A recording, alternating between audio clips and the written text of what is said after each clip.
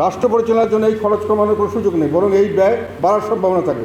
সেক্ষেত্রে রাজস্ব আহরণ সম্পূর্ণ ব্যবহার করার পরেও আরও অতিরিক্ত লাগবে হলো 6,21,000 যেটা বলেছে, তার থেকে মাইনাস হবে 3,92,314 কোটি, 2,29,000 কোটি টাকার ঘাটতি হবে।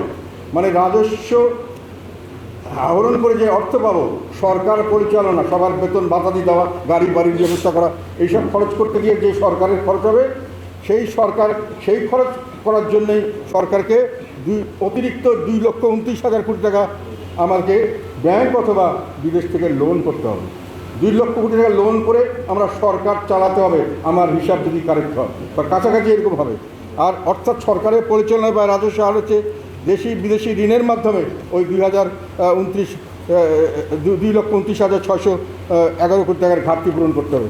আর বলাই বাহুল্য, আমরা যেটা বাজেটে করেছি উন্নয়ন ব্যয়ের বরাদ্দ, সেক্ষেত্রে আবার পূর্বের প্রস্তাবিত বাজেটে উল্লেখিত বৈদেশিক ঋণ 1,09,850 প্লাস আভ্যন্তরীণ ঋণ 1,27,000, মোট 2,36,000 কোটি টাকা অতিরিক্ত প্রয়োজন হবে আমি যদি বাজেট বাস্তবায়ন করতে চাই।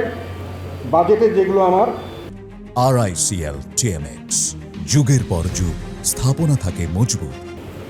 যেগুলো আমার ব্যয় করার কথা আছে, বিশেষ করে উন্নয়ন বাজেট এবং অন্যান্য যেগুলো আমার জনতুষ্টিমূলক বাজেট, সেটার জন্য যে অর্থ দরকার তার জন্য কিন্তু আমাকে আরও বেশি দিতে হবে, 2,36,000। ফলে 2,29,000 আর 2,36,000 মিলে 4,66,461 কোটি টাকা প্রায় ঘাটতি হবে বর্তমান বাজেটে। মোট বাজেট হলো 9,38,000 কোটি টাকা, প্রকৃত ঘাটতি দাঁড়াবে 4,66,461, যেটা মূল বাজেটের প্রায় 50%। এটা আমার হিসাব, এটা আমি বলছি আমার ধারণা থেকে, এবং এই বর্ণনা দিয়েছি আমি কেন বলছি। দেশি বিদেশি ঋণ দ্বারা এই ঘাটতি পূরণ করতে হবে। অতিরিক্ত ঋণ নির্ভর বাজেট, সে বিচারে বাজেটটি বাস্তবায়নযোগ্য নয় বলা যায়।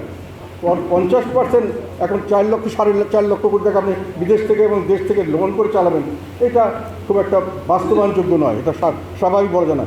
তবে এই বিষয়টি বিবেচনা রাখতে হবে, ইম্পর্টেন্ট এটা আমার কাছে মনে করি, যে বাস্তবায়নের ব্যত্যয়সমূহ পরবর্তীতে আর্থসামাজিক ও রাজনৈতিক সংকটকে আরও ঘনীভূত করার আশঙ্কা থাকবে। মানুষের অনেক ধরনের এক্সপেকটেশন এসছে, মানুষের অনেক কিছু আশা করছে এবং তাদেরকে বলা হচ্ছে যে আমরা এটা দিব। আপনি যখন দিতে পারবেন না, তখন কিন্তু মানুষের মধ্যে হতাশাটা, এটা ব্যাপক হারে একটা বিক্ষোভ এবং একটা ক্ষোভের জন্ম দিতে পারে, যেটা রাজনৈতিকভাবে বড় ধরনের সমস্যার সৃষ্টি করতে পারে এবং একটা রাজনৈতিক অস্থিরতা, অরাজকতা, যে কোনো ধরনের আবার একটা কোনো কিছু সমস্যার সৃষ্টি হয়ে যেতে পারে, এটা আমি আশঙ্কা করছি। আমরা মনে করি দেশ একটি সংকটকাল অতিক্রম করছে। সংকটের মাত্রা এবং গভীরতা এখন পর্যন্ত আমরা সঠিকভাবে ধারণা করতে পারছি না, তবে সেটা যে বিশাল এই বিষয়ে কারো কোনো সংশয় থাকা উচিত নয়। এটা একটা বিশাল সমস্যা সামনে।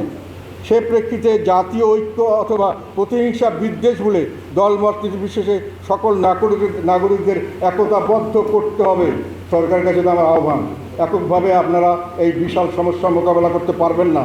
বাজেট যদি আপনারা বাস্তবায়ন করতে না পারেন, যেগুলো মানুষের মধ্যে প্রত্যাশা সৃষ্টি করেছেন, সেই প্রত্যাশা যদি পূরণ করতে না পারেন, মানুষ কিন্তু আপনাদের দিকে তখন অন্যভাবে আপনাদেরকে বরণ করবে। এখন যেটা মনে করছেন সেই হানিমুন তখন থাকবে না, এবং সেই কাজে চিন্তা করে আমি মনে করি এখন থেকে প্রস্তুতি নেওয়া দরকার।